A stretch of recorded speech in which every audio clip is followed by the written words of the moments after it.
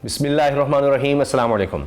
इमरान खान साहब के ख़िलाफ़ लगभग 200 केसेस बनाए गए। 200 केसेस पाकिस्तान की तारीख़ में यकीनन और शायद दुनिया की तारीख़ में वाहिद सियासी शख्सियत इमरान खान होंगे जिनके ऊपर इतने केसेस बने हों।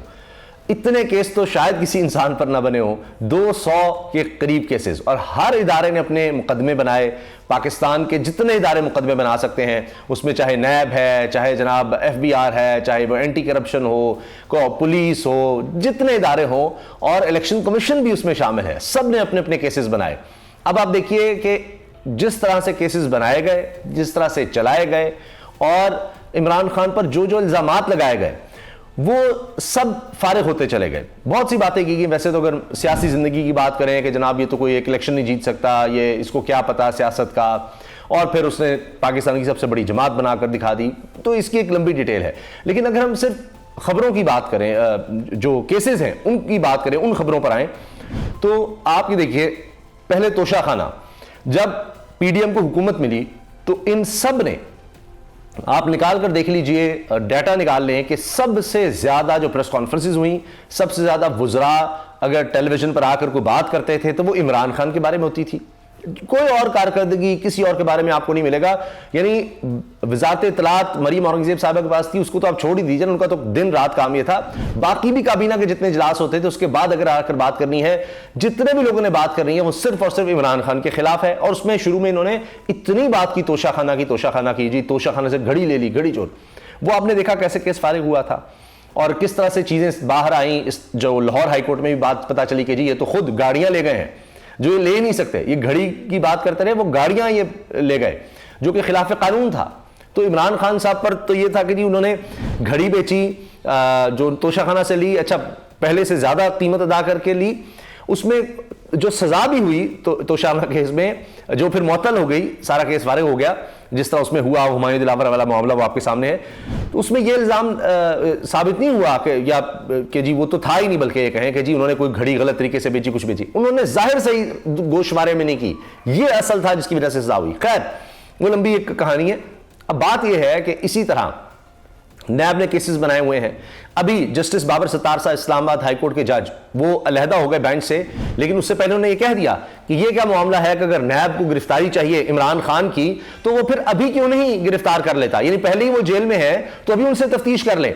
लेकिन दिलचस्प बात यह है कि इनको ये चाहिए कि जनाब जिस तरह तोशाखाना से इमरान खान से बरी हो गए, अब अगर ये साइफर से भी बरी हो जाते हैं तो फिर उसके बाद ये होगा, ये जमानत नहीं मिल जाती है। अभी तो साइफर केस चल रहा है ना, तो उसमें अगर इनको जमानत हो जाती है तो फिर ये मसला आएगा कि फिर अगले कौन सा केस है जिसमें किया जाए। अब कानूनी तौर पर इंसानी हुकूक का तकाजा भी है कि आप एक ही दफा सारे केसेस में गिरफ्तार तस्वुर होते हैं, वरना तो कभी किसी को इस तरह कि जी एक दफा एक में पकड़ लो, दूसरी दफा दूसरे में, तीसरी दफा, जिस तरह आप देख रहे हैं 10-10, 20-20 दफा पकड़ा जा रहा है। असल कहानी यह है कि एक केस में अगर नहीं गिरफ्तार कर पाते या सजा नहीं दिलवा पाते तो फिर दूसरे में कर लें, एक में जमानत होती है, जबकि ये सब गलत है। ये बाबर सत्तार साहब ने कहा है। अब नैब क्या कर रहा है जी, अलकादिर ट्रस्ट केस का वो इंतजार कर रहा है, वो भी फारिग होना है। आपको पता है कि उसमें इमरान खान को तो कोई फायदा नहीं पहुंचा।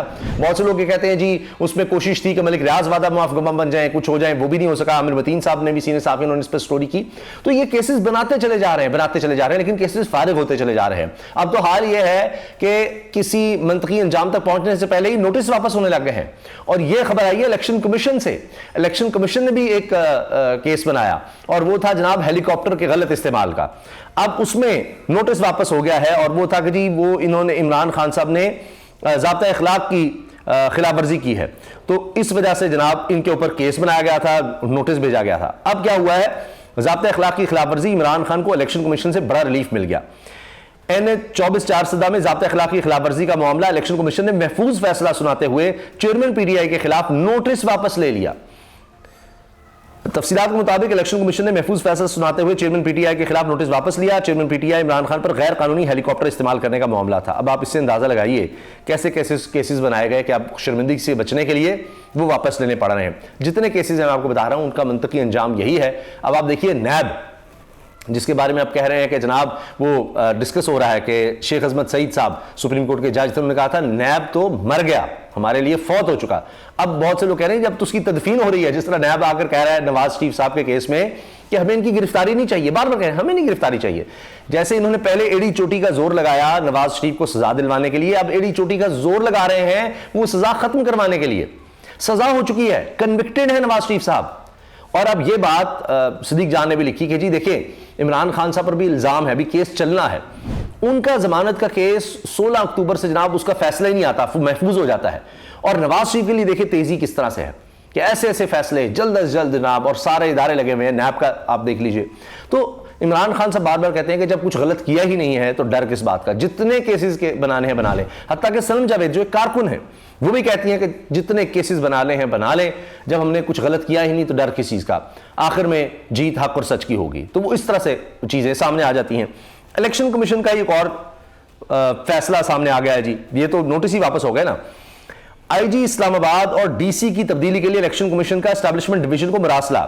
آئی جی اسلام آباد اکبر خان ناصر خان اور D C deputy commissioner Irfan Nawaz Memon کو تبدیل کیا جائے، یہ مراسلہ جناب سامنے آیا ہے۔ الیکشن کمیشن آف پاکستان نے ڈپٹی کمشنر اسلام آباد اور آئی جی اسلام آباد کو تبدیل کرنے کے لیے اسٹیبلشمنٹ ڈویژن کو مراسلہ لکھ دیا۔ الیکشن کمیشن نے ڈپٹی کمشنر اسلام آباد عرفان نواز میمن اور آئی جی اسلام آباد اکبر ناصر خان کو تبدیل کرنے کا کہہ دیا ہے۔ الیکشن کمیشن نے اسٹیبلشمنٹ ڈویژن کو دونوں افسران کے تبادلے کے لیے مراسلہ بھیج دیا۔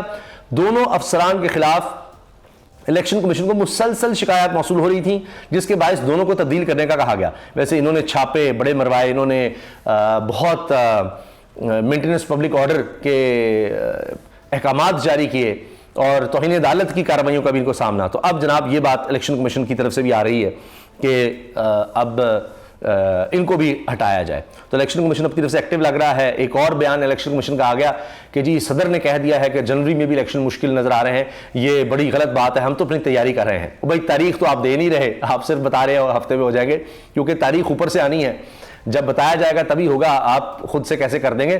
تو جب کہا جائے گا تب ہو جائے گا۔ اسی میں دیکھ رہا تھا ایک اور خبر یہ سامنے آئی کہ وزیر اعظم نگران وزیر اعظم انوار الحق کاکڑ سے امریکہ کے سفیر نے ملاقات کی ہے اور الیکشن کی تاریخ پر تبادلہ خیال الیکشن کے حوالے سے بات چیت ہوئی ہے، الیکشن کے حوالے سے۔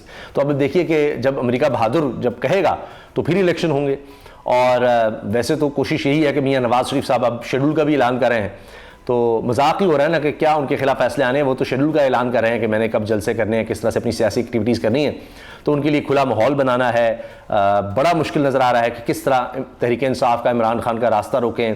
اب ان کے دشمن بھی عمران خان صاحب کے کہہ رہے ہیں کہ بھائی اس کو نااہل بھی کر دیں، پارٹی کی چیئرمین شپ سے بھی ہٹا دیں، جو بھی کچھ کر لیں گے، اگر اس کی پارٹی رہی بلہ ہوا تو اس کا کیسے مقابلہ کریں گے؟ وہ 2/3 اکثریت لے کر آ جائے گا دھاندلی کے باوجود، کیونکہ اب 5، 10، 15 ہزار کا فرق ہو اگر ووٹ کا تو چلیں آپ کچھ ادھر ادھر کریں، کوئی ڈرامے بازی کریں۔ جب فرق ہی 50,000 کا ہو جائے، لاکھ ووٹ کا فرق ہو جائے تو کوئی کیا کرے گا؟ تو لہٰذا اب ادھر الیکشن کمیشن بھی بس نظر آئے گا۔ تو اب یہ معاملہ ہے کہ کس طرح سے جناب الیکشن سے پہلے کوئی اور نواز شریف صاحب کے لیے فیلڈ صاف کی جائے، وہ ابھی تک ہو نہیں پا رہا، اس کے لیے بہت زیادہ مسائل کا سامنا ہے۔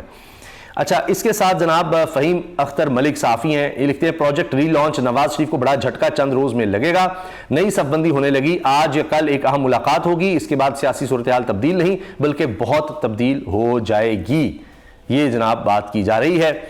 اور اس کے ساتھ ساتھ چند اور جو اہم خبریں اس وقت نظر آ رہی ہیں جناب ملک میں، ان میں ایک تو یہ ہے کہ پاکستان میں اس وقت یہ بھی کوشش ہو رہی ہے کہ جناب کسی طرح سے عمران خان صاحب کو عہدے سے ہٹایا جائے۔ چیئرمین پی ٹی آئی کو عہدے سے ہٹانے کا کیس الیکشن کمیشن نے سماعت 9 نومبر تک ملتوی کر دی۔ چیف الیکشن کمشنر سلطان سکندر کی سربراہی میں 5 رکنی بینچ نے سماعت کی۔ اب کی پاور آف ٹرنی کہاں ہے؟ ممبر الیکشن کمیشن کا پی ٹی آئی وکیل سے استفسار، جواب جیل میں ہے، اگلی سماعت پر جواب فائل کر دوں گا۔ وکیل بیرسٹر گوہر کا جواب کہ جواب کیسے فائل کرے؟ پاور آف ٹرنی ملاقات اتنی آسانی سے ہو نہیں سکتی، بار بار جا کر عدالت کا دروازہ کھٹکھٹانا پڑتا ہے کہ جی اجازت دیجیے ملاقات کی۔ اچھا، اس طرح سے جناب ایک اور بیان سامنے آیا ہے عمر سراج چیمہ کا، سابق گورنر پنجاب کا، تحریک انصاف کے رہنما جو اس وقت گرفتار ہیں کافی عرصے سے۔ وہ کہتے ہیں ہم سے پریس کانفرنس کرانا چاہ رہے ہیں، ہم نے پی ٹی آئی چھوڑنی ہوتی تو تب ہی چھوڑ دیتے، یہ جناب ان کا بیان آ گیا ہے۔ اور اس کے ساتھ دوسری طرف ہم دیکھ رہے ہیں کہ جناب اب خیبر پختونخوا میں کہا جا رہا ہے کہ اجازت مل گئی ہے آخرکار تحریک انصاف کو کنونشن کرنے کی، اور اس حوالے سے اب یہ کہا جا رہا ہے کہ بڑا بھرپور کنونشن ہوگا۔ یہ اب ان کے وکلاء تحریک انصاف کی چیز شیئر کر رہے ہیں کہ پشاور ہائی کورٹ نے خیبر پختونخوا میں تحریک انصاف کو جلسے کرنے کی اجازت دے دی ہے، اور اب بھرپور طریقے سے ہم جلسہ کریں گے۔ شیخ افضل مروت نے بھی یہ کہا ہے، اور عمران خان صاحب نے ان کو کہا تھا کہ اب اس کی تیاری کرو۔ تو اب یہ پشاور ہائی کورٹ کی طرف سے اجازت مل گئی ہے، اس کے باوجود دیکھتے ہیں کیا ہتھ کنڈے استعمال کیے جاتے ہیں کہ کسی نہ کسی طرح یہ کنونشن نہ ہو سکے، مگر نظر آ رہا ہے کہ زور تحریک انصاف کا، عمران خان صاحب کا بڑھتا جا رہا ہے، ہمدردی بڑھ رہی ہے، ووٹ بینک بڑھ رہا ہے، اور جس طرح کے اقدامات یہ نگران حکومت، وفاقی حکومت لے رہی ہے، جو پی ڈی ایم نے جو کچھ کیا، اس کے بعد نظر آتا ہے کہ ایک تو ایک کنٹینیوٹی ہے۔ جس طرح آپ دیکھ رہے ہیں خیبر پختونخوا میں، پنجاب میں سرکاری ملازمین کی تنخواہوں میں کٹوتی، پینشن والا معاملہ، یہ سب تو یہ بھی لوگوں کا رد عمل یہ چیزیں بڑھا رہی ہیں۔ معیشت ان سے نہیں سنبھل رہی، گیس کی قیمتیں بڑھائی جا رہی ہیں، ابھی آنے والے دنوں میں پیٹرول کی قیمت بھی بڑھنے کا پھر سے کہا جا رہا ہے۔ تو یہ سب چیزیں ایسے لگتا ہے کہ یہ نظر آ رہا ہے ان سب چیزوں کی وجہ سے کہ جی معاملات نہیں سمجھ رہے اور الیکشن کی طرف جانا پڑے گا۔ اس کے ساتھ ایک اور بات جو میں عرض کر چکا ہوں، اعزاز سید صاحب نے کہی ہے کہ جی مشورہ دیا جا رہا ہے آرمی چیف کو کہ آپ الیکشن ڈیلے کروائیں، لیکن 3 رکاوٹیں ہیں۔ قاضی فائزہ صاحب کا مسئلہ آ سکتا ہے کہ وہ کہیں گے نہیں اتنا زیادہ ہم سال تک تو ڈیلے نہیں کروانے دے سکتے، کیونکہ ان پر بھی پریشر آئے گا۔ پھر نواز شریف کی واپسی اور آئی ایم ایف اور دوست ممالک کی طرف سے بھی پریشر، جس طرح میں نے آپ کو بتایا کہ ابھی اطلاعات ہیں کہ امریکی سفیر بھی ملے ہیں انوار اللہ کاکڑ سے، اور آئی ایم ایف کی سربراہ نے بھی جب ملاقات کی تھی وزیر اعظم سے تو ایک ہی بات کی تھی، جی الیکشن کب کروا رہے ہیں۔ تو الیکشن کے بغیر ان سے چیزیں سنبھلتی نظر نہیں آ رہی، اور الیکشنز میں جانا پڑے گا، اور تحریک انصاف کے بغیر اگر الیکشن میں گئے تو وہ الیکشن کوئی بھی نہیں مانے گا، یہ بھی ایک مسئلہ ہے۔ تو جناب وہ بات یہ ہے آخر میں کہ وہ ایک معین اختر بھی کہا کرتے تھے، وہ سناتے تھے ایک نظم سی کہ جی کہا عمران کا ڈر ہے، عمران تو ہوگا۔ اللہ حافظ۔